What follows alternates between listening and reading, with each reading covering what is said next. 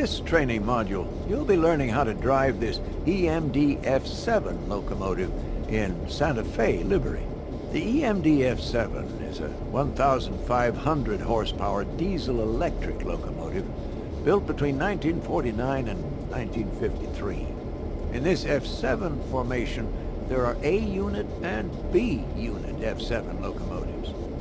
A-unit locomotives are equipped with cabs, and B units are cab-less locomotives that can be added as needed for additional power.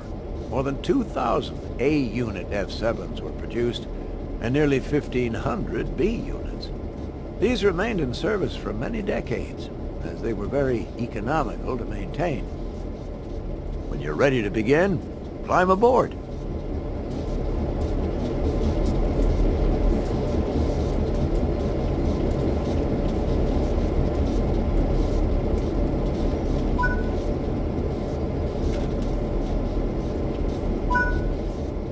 Sit in the engineer's seat.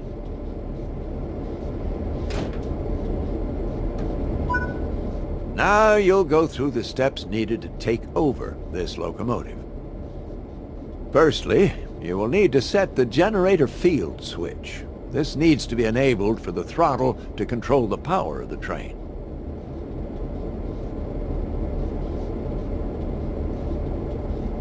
Set the transition handle to the series parallel setting so the throttle will work correctly.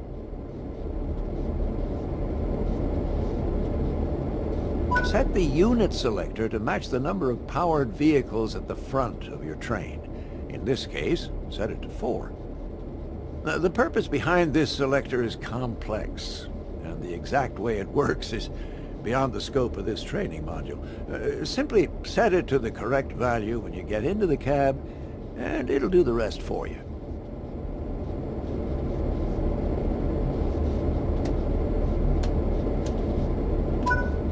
This locomotive requires the reverser handle to be inserted before operation. The reverser determines the direction of travel.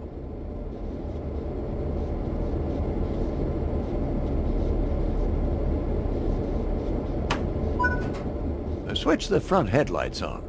Regardless of the time of day or weather, all locomotives must have their headlights on.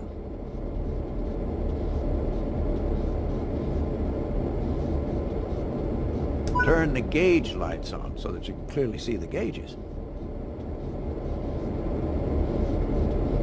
Ensure the rotaire valve is set to the freight setting.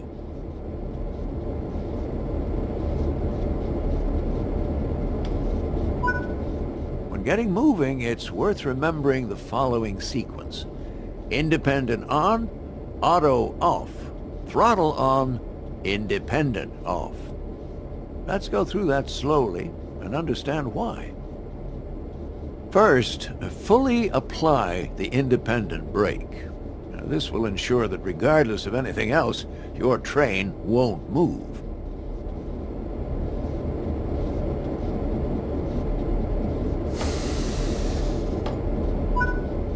Next, fully release the automatic brake. This will release the brakes on the rest of the train, but you won't go anywhere because those independent brakes are holding you.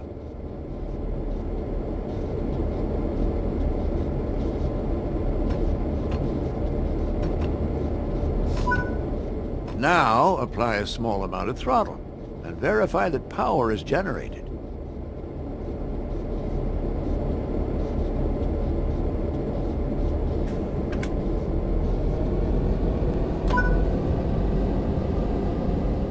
Finally, release the independent brake, and you'll start moving.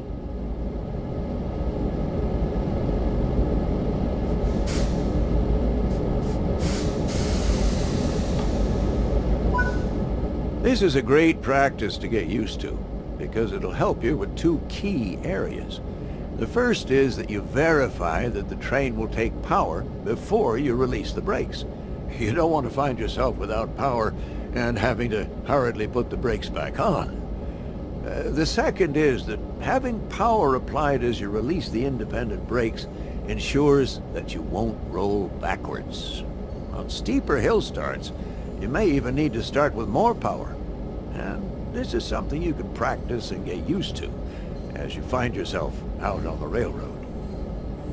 Coasting is a method used to efficiently maintain speed and reduce motor stress and maintenance requirements.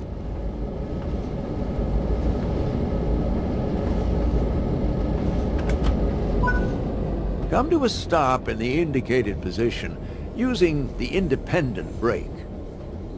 Independent brakes apply only to the locomotives in the formation and are much faster to apply and release than the automatic brake, which operates on the entire train.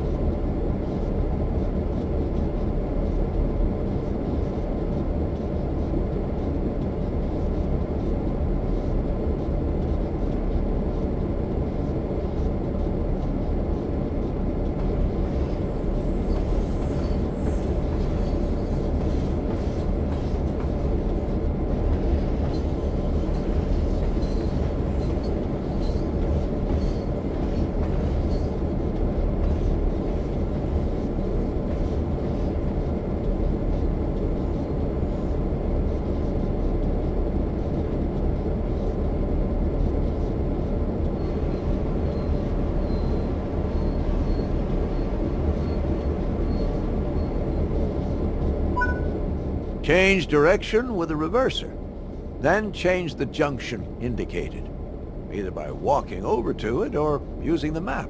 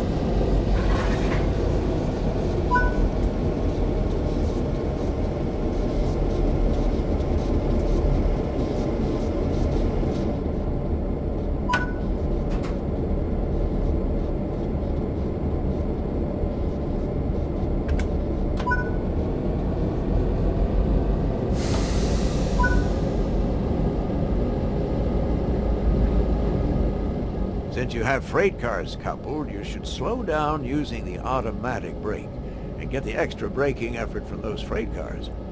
The automatic brake applies brakes throughout the entire train.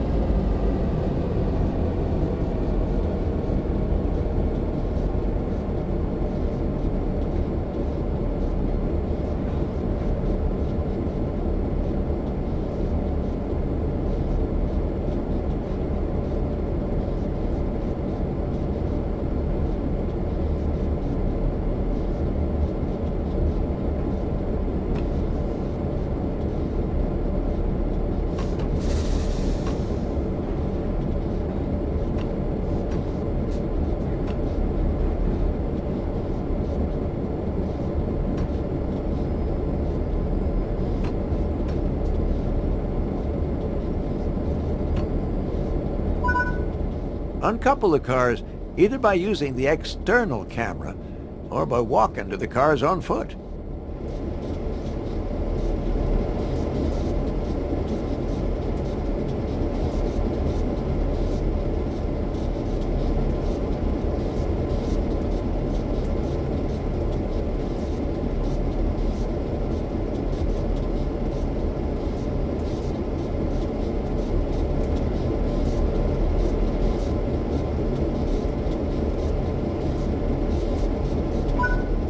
That's it for this training module.